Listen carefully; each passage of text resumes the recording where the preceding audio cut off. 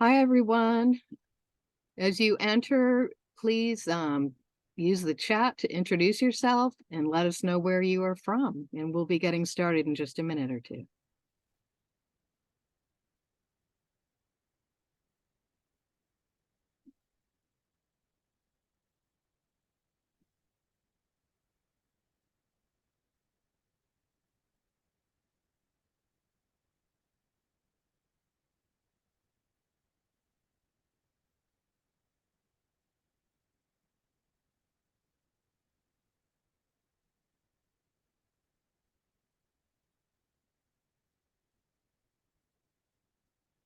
Okay, it's the top of the hour.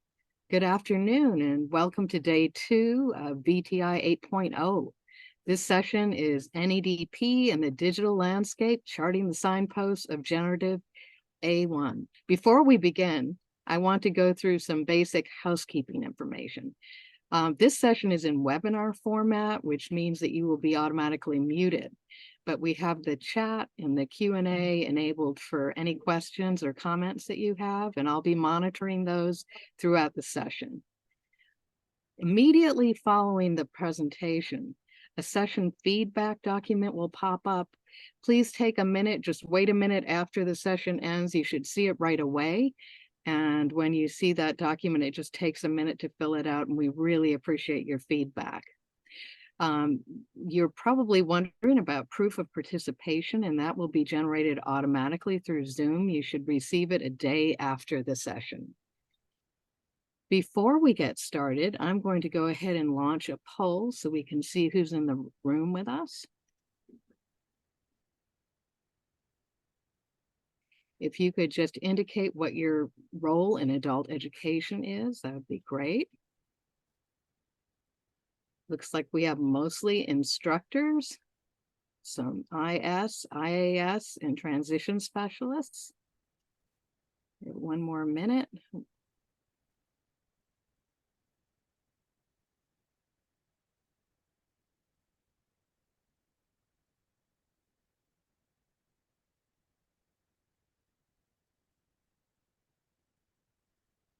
Okay, I'm going to end the poll.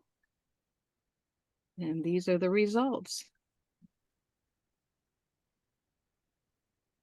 Okay, at this point, I'm going to turn it over to Laura, and she can present her presentation. Go ahead, Laura. Thank you so much, Helen. Good afternoon, everyone. How's everyone feeling? Thanks for joining. So pleased to be here this afternoon with you, sharing this presentation. It combines two of my favorite pastimes, digital education and the National External Diploma Program, or NEDP.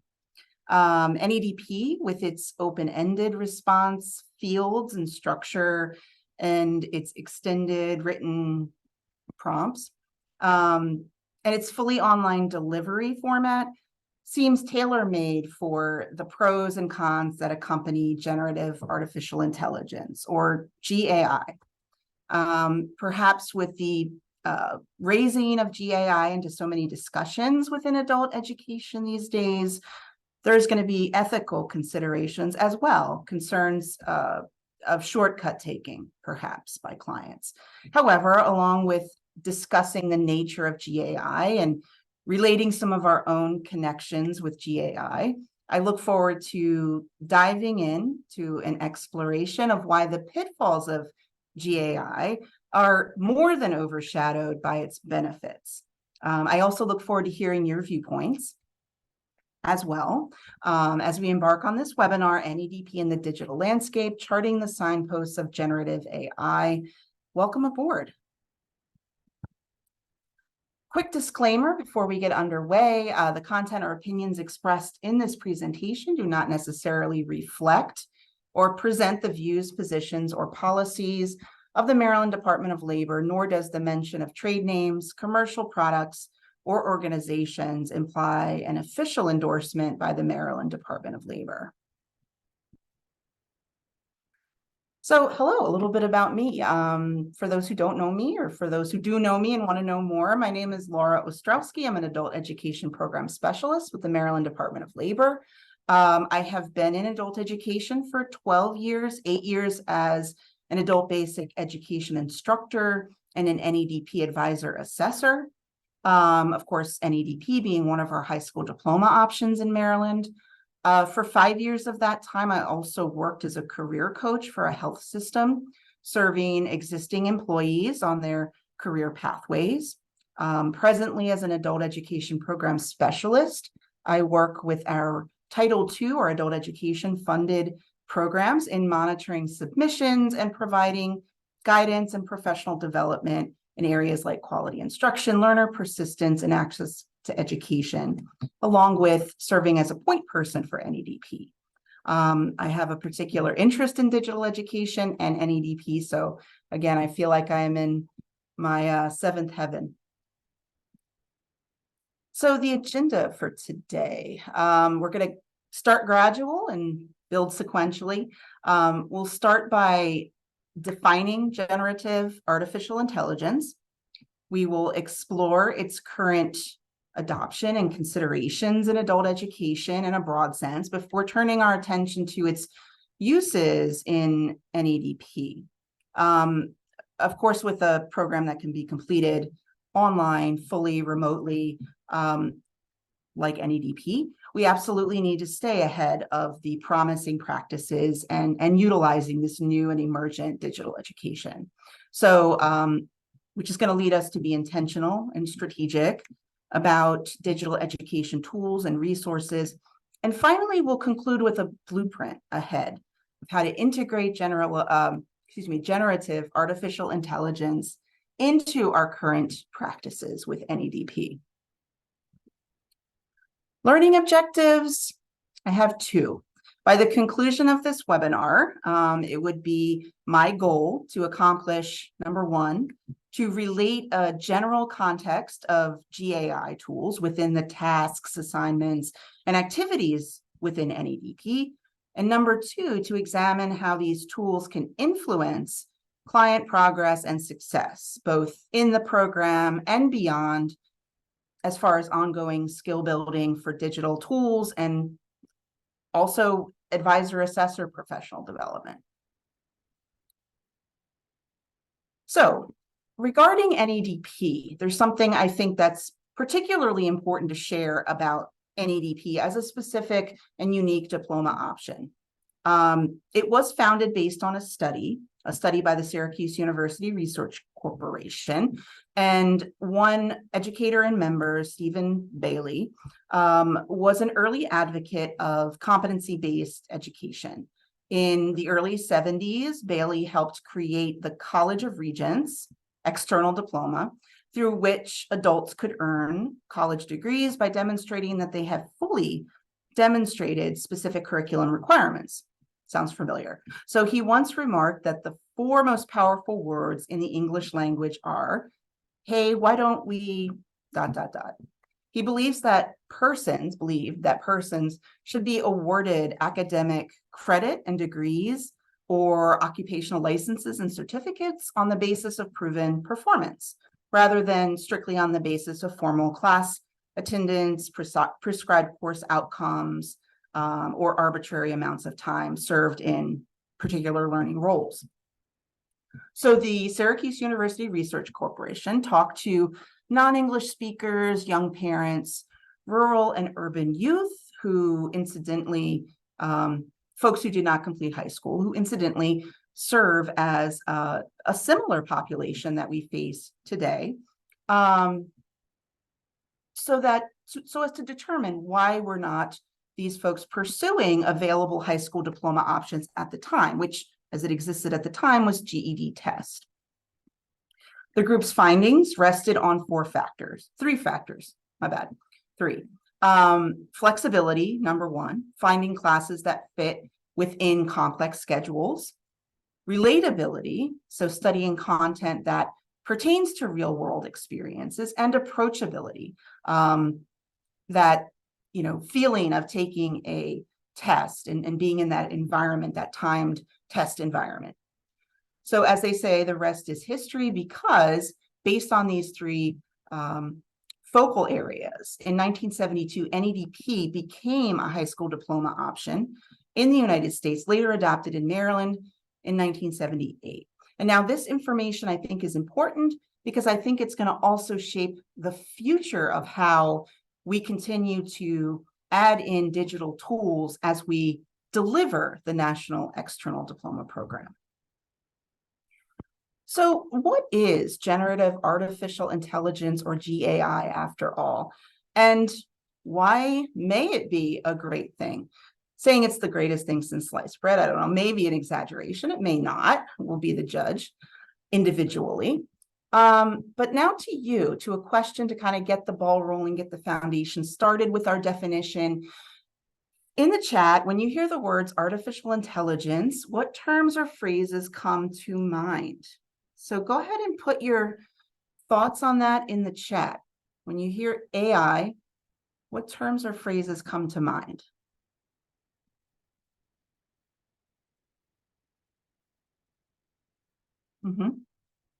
I like what I'm seeing so far. Helpful tool, future, ChatGPT, iRobot, ChatGPT, and advancement in human knowledge storage. Innovation, faked intelligence, information generated by a computer, absolutely. Computers, yeah, fantastic. Manipulated information, tool that can be abused. I mean, all of this to me is extremely honest, genuine feedback about something that is fairly, in terms of like general evolutionary time, fairly novel. Computer technology intelligent agency, rapid fire fake news. It can definitely generate all manner of information for sure. And just to further fuel that concept, work skill, thank you. Yep, and tools that can be used to cheat from the student aspect. Yep, and these are definite concerns and considerations. So from that vantage point, and because of these present day advances in artificial intelligence, I just want to take a humorous moment and look back at a few shady characters along the way with a somewhat critical eye and see if we recognize any of these characters. Hollywood does not always present AI in the best of lights. Bonus points, by the way, if you can name all 3 films.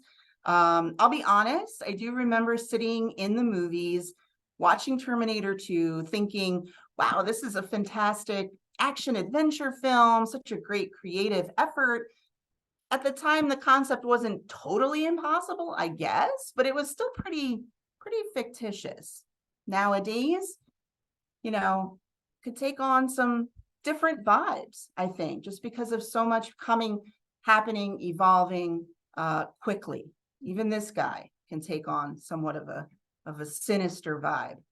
So yeah, feel free to drop there in the chat if you know any of those movies. Yeah. Justin, absolutely. That movie was War Games. Yeah. Space Odyssey, nice. Yep. And of course, Terminator. So how 9000, 2001 Space Odyssey, Whopper, War Games, Terminator. Thanks. But, on the flip side, AI has been around for a while. It has, for decades, in fact, often with many positive advantages. As it first emerged in the 50s, Alan Turing suggested that humans use available information to process and reason and solve problems. So why can't machines do the same thing? This was the logical framework of his 1950s study, in which he discussed how to build these intelligent machines and test their intelligence. In the early days of AI, the issue with most computers wasn't the processing or execution of commands, it was the storage space needed. So in the decades following, computers could store more information. They became faster, cheaper, more accessible. Machine learning algorithms improved, and individuals humans got better at knowing which algorithms to use in which situations. Eliza was an early, basically the grandmother, I would say, of Alexa. It showed a lot of promise toward communication between humans and machines via pattern matching and natural language processing. So, in our present day, we may use some of these tools, Alexa, voice assistants in homes, tools that will correct our grammar, like Gmail or any other kind of document processing, automated trip planning, like Waze or whatever kind of GPS device. Educators and others see opportunities to use these AI-powered capabilities like speech recognition to really support available opportunities for students with disabilities, multilingual learners, others who could benefit from the greater adaptivity and personalization of digital tools.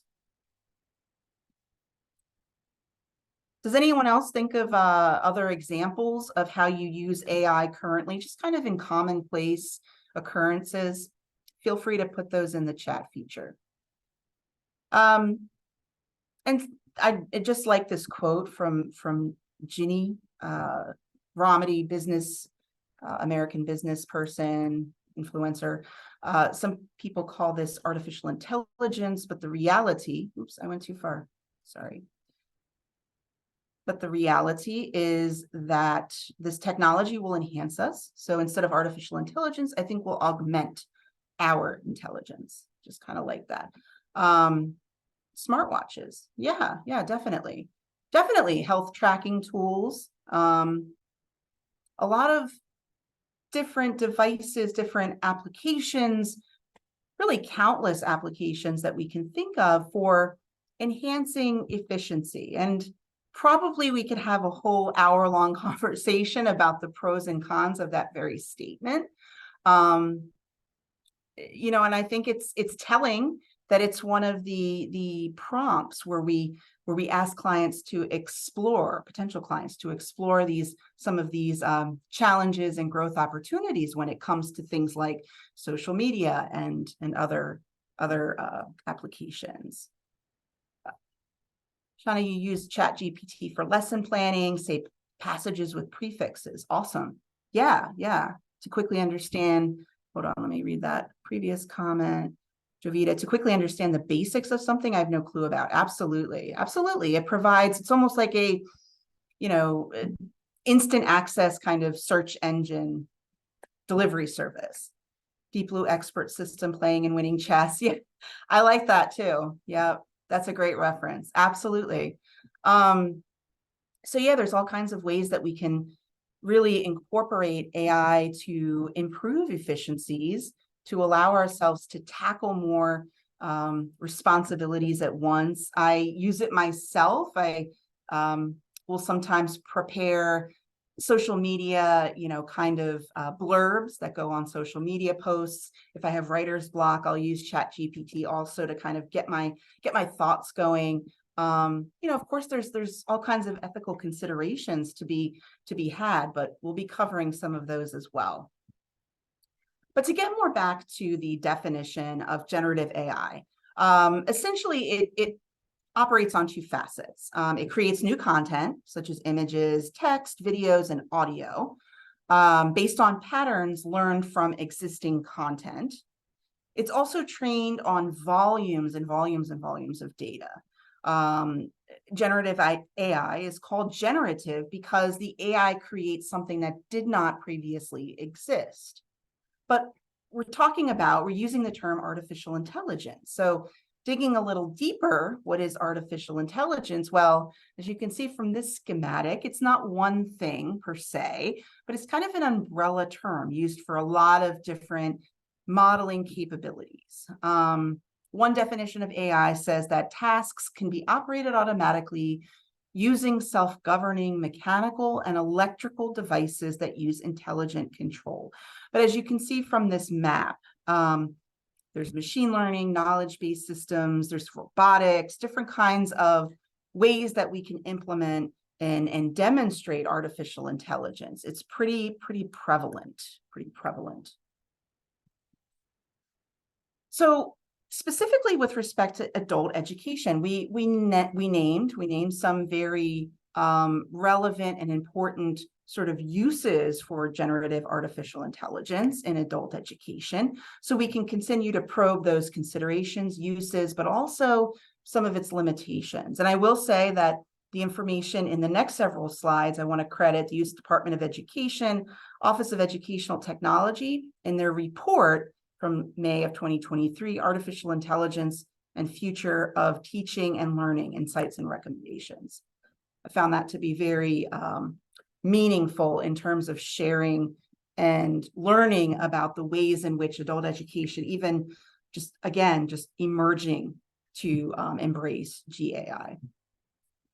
So when we hear about how GAI can augment adult education, we can first examine a few traits of positive and fruitful adult learning environments. For instance, students will participate in discussions that advance their understanding, use visualizations and simulations to explain concepts, and leverage helpful scaffolding and timely feedback from peers and staff. These are just some of the positive, productive traits.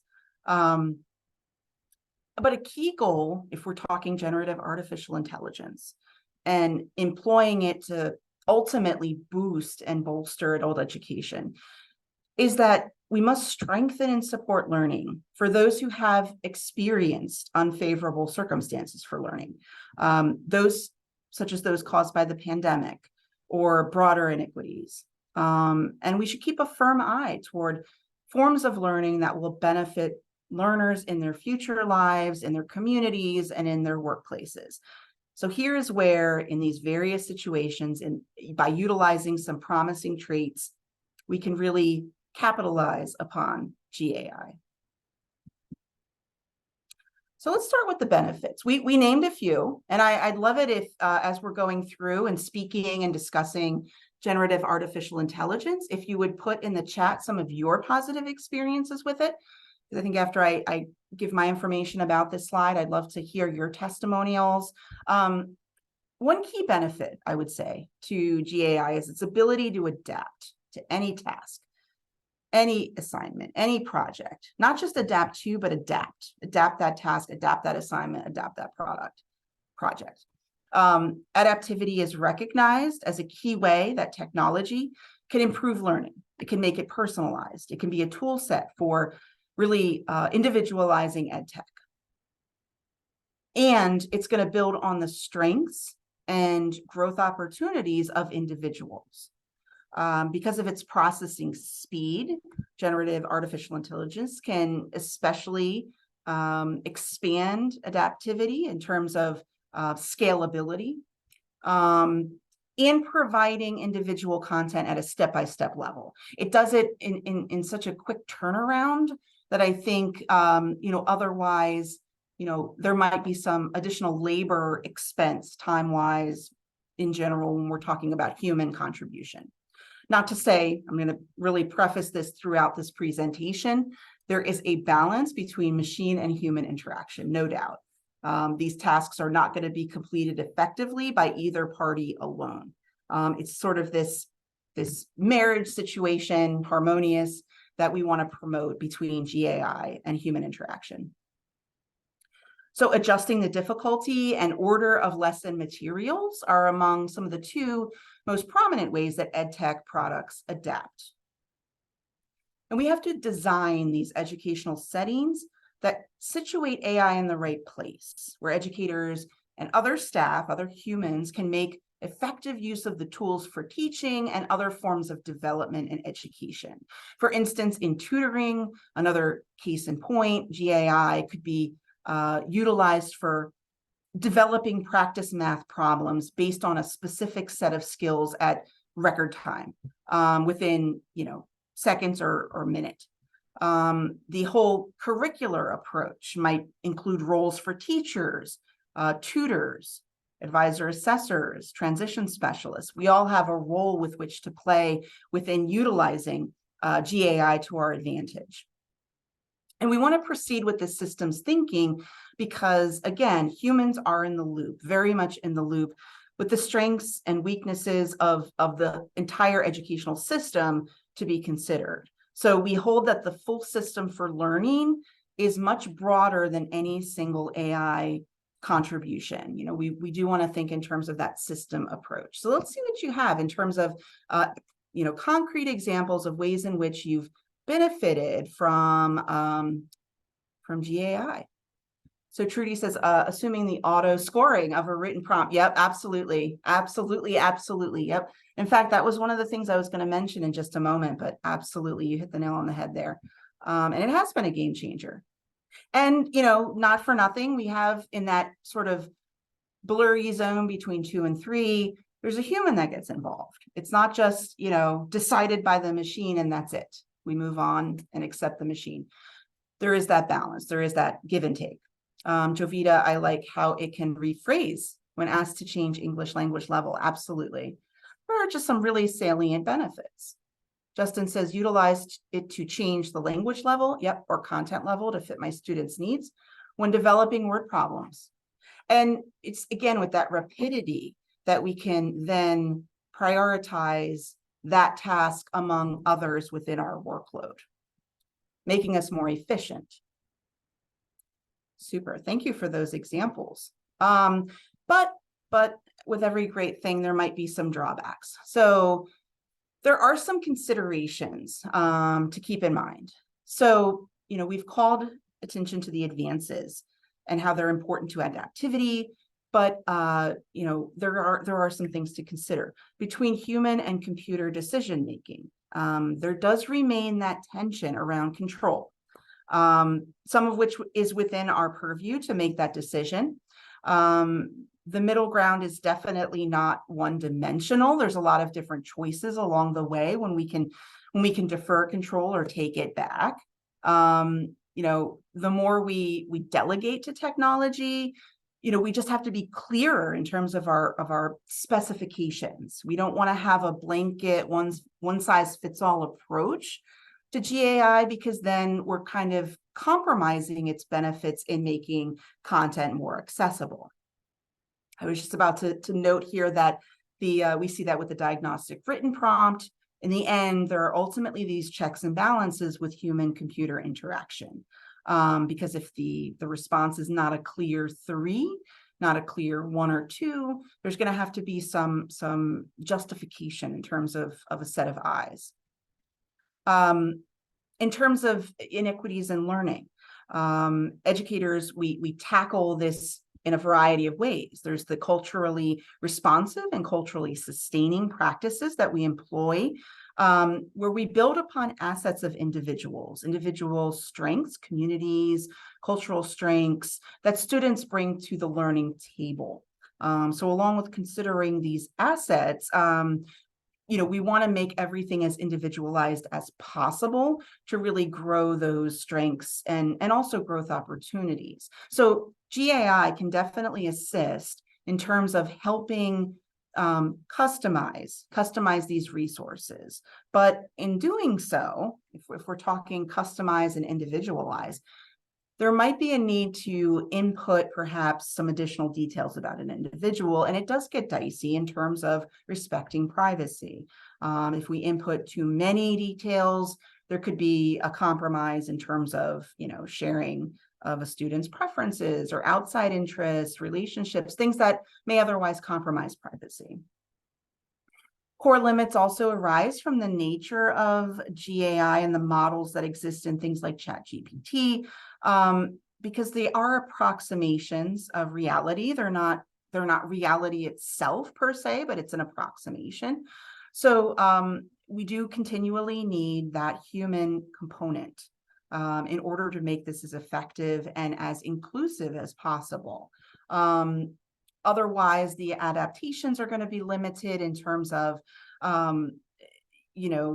if the model is based on certain interactions, certain responses, at the exclusion of other responses, ChatGPT grows because of the involvement, because of the human involvement, and who's exchanging information with it, who's feeding it information.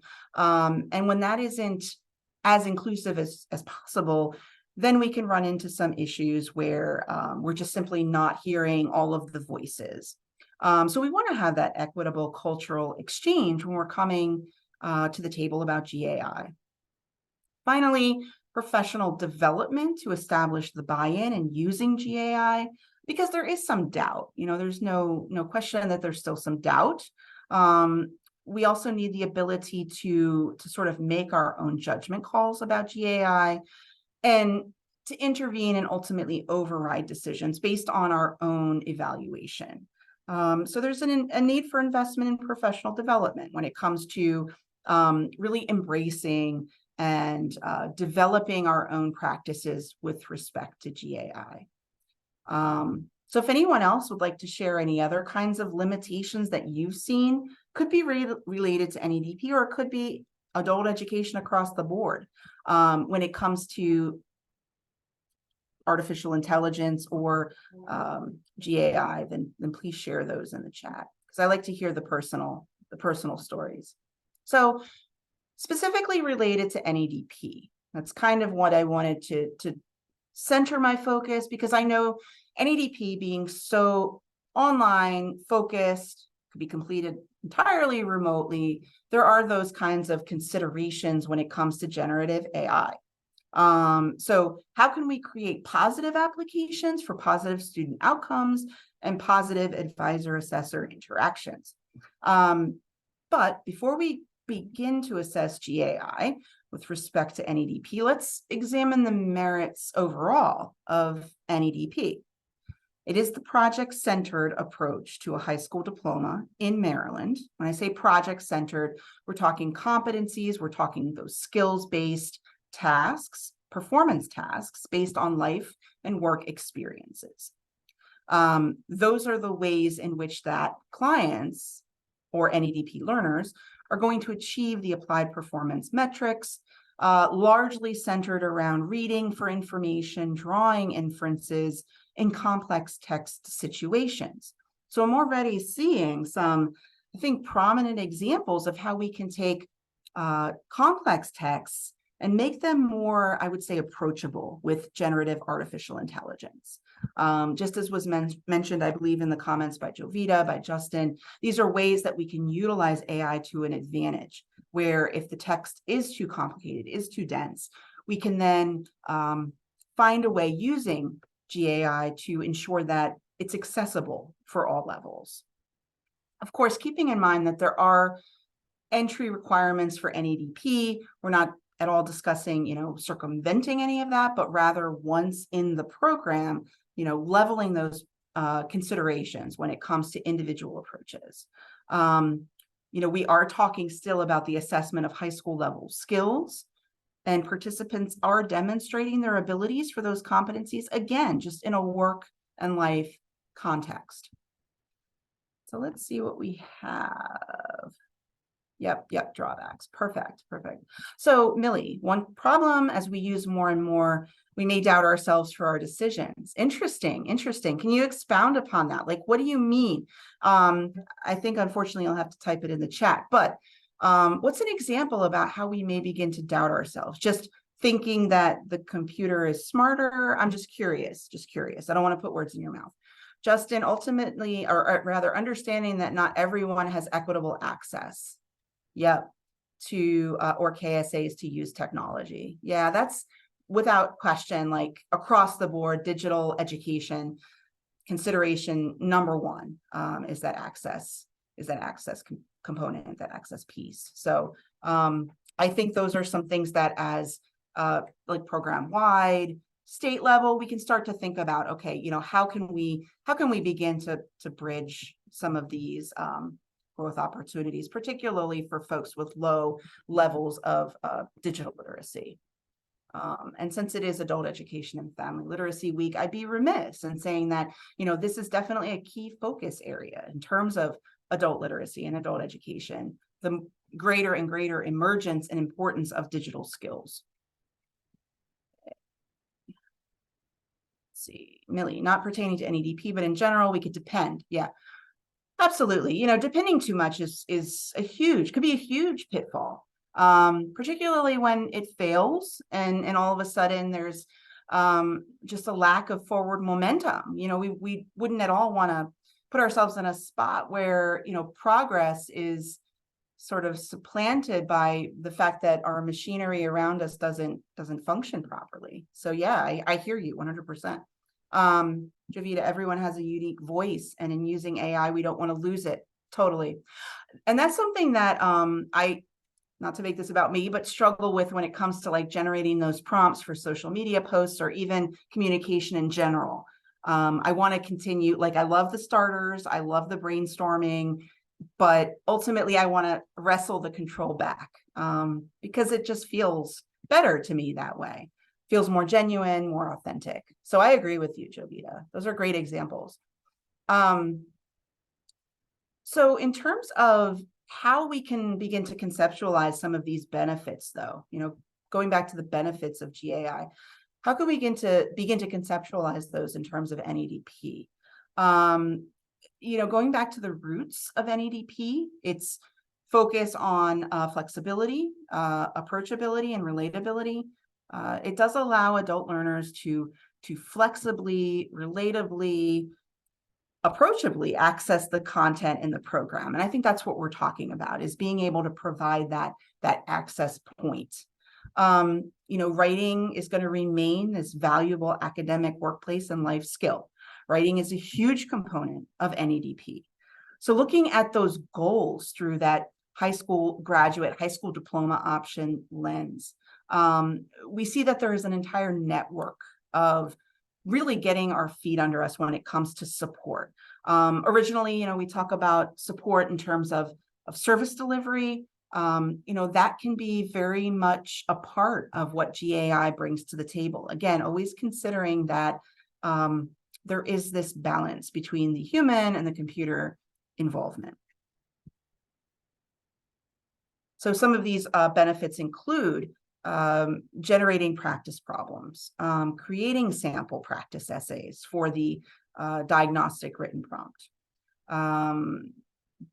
providing learners with the opportunities to explore responses to questions and activities. And by that, I kind of mean exploring and understanding questions in their voice themselves, increasing those efficiencies, broadening creativity even, if we keep in mind that the student, or learner maintain their voice in this process. And that's where ultimately we come in as educators, NEDP trained staff, and that we have to direct, just like time management skills, just like organization skills, we have to direct the responsible use of GAI. I think that's going to become an ultimate duty, role, responsibility for us. GAI can provide ideas for brainstorming and practices with language skills in a safe environment. Okay, so how can we begin to take the lead with AI and GAI to ensure that our clients, our learners are receiving the most valuable applications, that we're not just, seizing a bright new, technology trend, but that we're utilizing it to the best interests of our clients. Concerns that we have may be, surrounding plagiarism. Well, that's a concern we may have anyway, regardless, using another form of AI, Google generated responses. That's always been kind of a concern, really. So, it prompts us to, again, promote those responsible uses, but also learning our learners and recognizing their voice, recognizing what seems appropriate and what doesn't.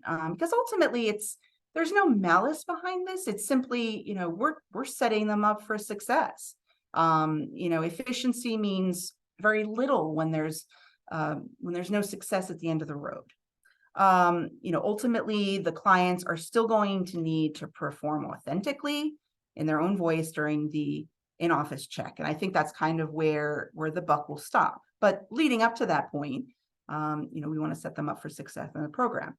Looking at visual cues, perhaps there's, if we are delivering remote access visits, are there ways that we can see or visualize with the client work product Does it seem authentic? Does it seem, something that they created?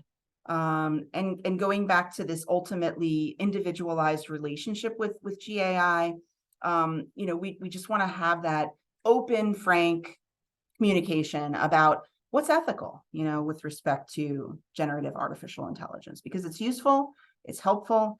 It can be turned on its head and directed with some lack of ethical consideration.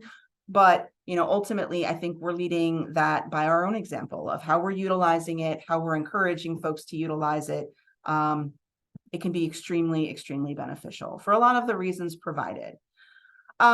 And so when we're talking about the need for strategic digital education, it doesn't just stop with generalized artificial intelligence, although that is an extremely important skill that we're coming across. The use of things like ChatGPT or tools that will create images based on descriptions. I have a few listed at the end of my presentation that you can, begin to sort of toy with. But we are, overall, overarchingly rethinking careers these days, rethinking skills that ultimately build toward a career progression. So some of these figures, I think, are kind of staggering. Employers are looking for workers who understand how to leverage AI. So again, another really important position that we're in here, leading to that high school diploma. According to LinkedIn, this information was retrieved from LinkedIn, 47% of US executives and 52% of UK leaders believe that generative AI will drive productivity at work. But 92% of leaders in the US and UK believe that people skills are more important than ever. So it's going to be the individuals who harness, and the individuals, I mean humans, who are going to harness the AI, the digital education, all of those technology skills to really repurpose them and drive forth their productive efforts. So the more we don't sort of step away, but rather step into, lean into technology and encourage, I think, clients to do so responsibly, respectively, reasonably, all of those things, I think will ultimately position them better for their career, just based on these facts and figures. I think it's startling on the right too to also see how much growth in 6 years in terms of talent skills related to AI. 3 out of every 1,000 members could be considered AI talent. Now that percentage has grown. So I think that's really telling as well. I really felt that this quote by the CEO of LinkedIn, Mr. Rislansky, bringing a skills first approach to the center of talent management is the surest way to expand your talent pools, upskill your current employees, and build agility into your workforce. So that skills first is going to include digital skills. It's going to include interpersonal skills. It's going to include resource skills, all of those kinds of skills. And so, we're taking a different approach than strictly looking at a resume and seeing what experiences and education alone folks have, demonstrated over the years. I think these skills are going to ultimately lead us in a very positive direction. And I think digital skills are at the forefront of the pack. AI talent. That's a good question, Trudy. I think what we're talking about there are folks who possess AI skills. That was my read on it. Folks who possess AI skills, that number has just grown over the years. So you may ask, okay, well, how can I begin to not just instill these skills, these digital skills in my clients, but also in myself? We have just the solution for you. We have our Maryland Digital Literacy Framework for adult learners, and we have our framework learning modules. So if you have not explored that, I highly encourage you to do so. I'm not sure if Doug's still on. I'm having a hard time pasting links while I'm presenting. So I don't know if Doug's still on, maybe he can drop the link in there. Otherwise, I'll try to remember it and try to forward it on here. But ultimately, it's our Thinkific platform for our digital literacy framework, our learning modules. They are up and running. Each of our 7 learning modules for each of our 7 elements of the digital literacy framework is available for use. You can log in, you can become a free user for each of the modules. I strongly encourage, thank you, Echo. Thank you. My partner in crime when it comes to digital education, Echo Salisbury. I strongly encourage you to take a look because it'll prompt that general discussion for passing on some of those skills and traits to clients. And again, I know it's not part of, it is, but it isn't part of the general overall complexion of NEDP. I just think it's baked into NEDP. It may not be something that's distinctive, separated, but it's part of it's just general part of the complexion of the program. So I think that's a very valuable resource that we have at our disposal. Finally, next steps. How are we going to utilize generative AI in the future? How are we using it now that we're going to continue to utilize? And what new applications can we think will be relevant for us to include in our repertoire? So here are just some thoughts. Here are just some considerations. You may want to utilize some of these tools and tips, or you may want to think about these things. The choice is totally yours because there is always something new every single day. We talked about ChatGPT. That's a big one. Just by show of, maybe in the chat, how many folks have utilized ChatGPT to date or will consider using ChatGPT. We heard some examples. Essentially, I highly encourage for these links to go in and play around with them. Play around with them, meaning, is this something that's going to be applicable for me? It may not, but I strongly encourage it because ChatGPT is a great way to get started when it comes to writing frames, when it comes to all sorts of things. So very easy to access, easy to use. You're just ultimately interacting with a prompt, asking it to produce information. And again, it's that machine generated information. So, as we've discussed throughout, pluses and minuses there. How much of the applications are free? Great question, Justin. I actually was pulling out specifically things that are free because I noticed Dolly, I think I'm saying that correctly. It was touted as free, but then I went in to play around with it. It's one of the ones where you can generate images, very lifelike images based on a description. That's no longer free. You have to buy credits. So, yeah. Of course, the digital literacy framework, which we shared, a free drawing tool. I believe it's free. I was playing around on it. I think it's free. Adobe Firefly. It is a drawing tool, just like some of the others we were discussing a moment ago about, entering a prompt, creating a lifelike drawing. It's just very interesting overall to see how the artificial intelligence can create from essentially, its stores of information, these lifelike images. And then, if you're just playing around recreationally, some of the best usage options and ways to get involved and get our feet wet are to play around recreationally with generative artificial intelligence. There's a Restore Old Photos application, GFPGAN. And it's, again, free to use. You can upload photos and ultimately, ensure that, all of your memories remain intact. Anyone want to share out another GAI application technology that you're using that's not on the list? Would love to hear some other examples and ways in which you're using it. Anyone want to know more about ChatGPT or any of the others on the list? Please let me know. This is a great time for questions and answers because I want to hear what's next for you. What are your plans for GAI in the work you do? Edpuzzle using AI to generate questions from transcripts. Yep, that's great. A lot of the, let's see here, Jovita, AI needs some getting used to before we learn how to use it. I agree. So it helps to encourage learners to be curious and play with it. Yep, discover how they can use it. Then they can tweak their AI based on ethical considerations. Absolutely. There's a lot to unpack with your statement because you're talking skills, encourage someone to be sort of bold about their approach to technology.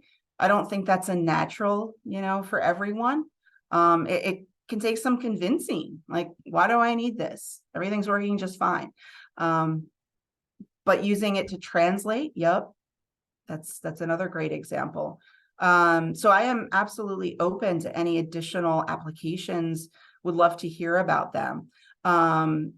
Because I just think this is something that, we don't need to hitch our wagon to everything that comes along, but I do think that there are a lot of great tools out there that have taken a foothold that can ultimately improve our efficiencies in a reasonable way and in a practical application. So again, would love to hear any additional feedback about your uses of GAI, but I'm going to leave you with a quote. AI in education can only grow at the speed of trust. Because I think, like many things when it comes to adult education, trust is pivotal. If we don't, whether it's us as adult learners, whether it's us as adult ed practitioners, if we don't trust in what it is that we're our pathway, what is it that we're currently doing, we may not, be able to dedicate our full selves, our whole hearts. So that statement could not be more true than with regard to adult education and AI specifically. So absolutely, I agree with being bold when it comes to GAI. And I agree with trying things that are relevant and approachable, that will ultimately work to the benefit of our learners, our clients, anything that's going to make the content more approachable. Roz says, or let me go back, create games to learn English. I can't talk. Create games to learn English crosswords. I like that. Roz says it would be great to share ideas as to how we can use AI resources. Absolutely. I think I see a future meeting, that at a future meeting.